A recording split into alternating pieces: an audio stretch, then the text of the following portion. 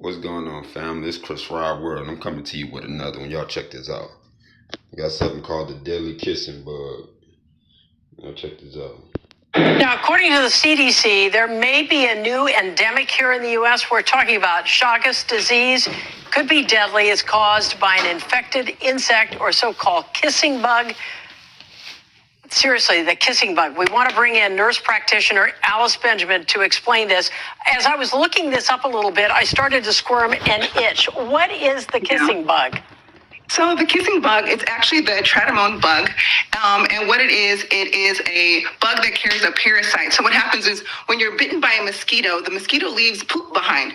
And, obviously we scratch our mosquito bites, we rub our eyes, and we touch our mouth. And the concern is that the parasite that the bug has left enters our body and can enter systemically and cause some real harm and dangers for our body, like heart problems, irregular heartbeats, heart failure, and some real damage to our digestive system. Okay, so what are the symptoms here? What should we be looking at?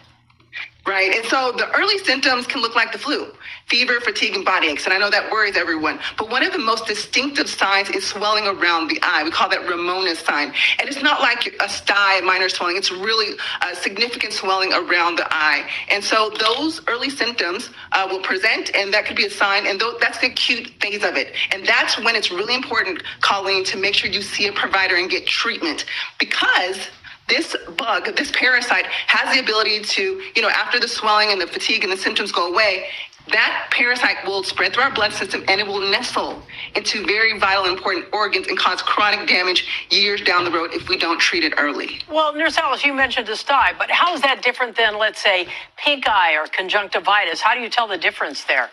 Right. So with pink eye and conjunctivitis, the white parts of your eye will be red. You'll have ooey gooey stuff coming out of your eye, and it'll be tender to touch. One of the key features with this the swelling from this condition is that there is no pain. There's no pain. It's swollen. It's really like the upper and bottom lid completely swollen, non-tender, but it's coupled with fever, flu, and fatigue. So those would be some of the distinguishing factors. But when in doubt, you got to go to your healthcare provider and get it checked out. I'm not kidding. I'm out here like this right now. And Michael doesn't even want to sit next to me. But so what is the treatment ultimately here?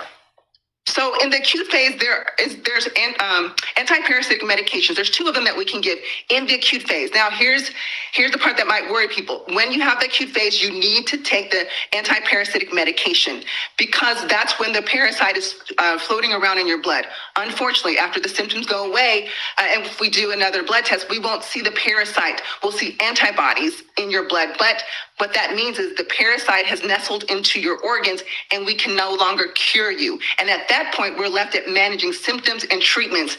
And that's why we're seeing the heart failure and heart conditions. I mean, really to the extent where people end up in heart failure and need heart transplants. So treatment is really important on the acute side of it. If we wait, if you dismiss it, don't do anything about it, it could leave some permanent damage and harm. And then later we're left with just managing symptoms. So good advice there. Don't mess around. Get in to see somebody if you think you have it. Absolutely. All right, Nurse Alice, as always, thank you. Thank you. All right, fam. Y'all heard that. I'll be back with another one.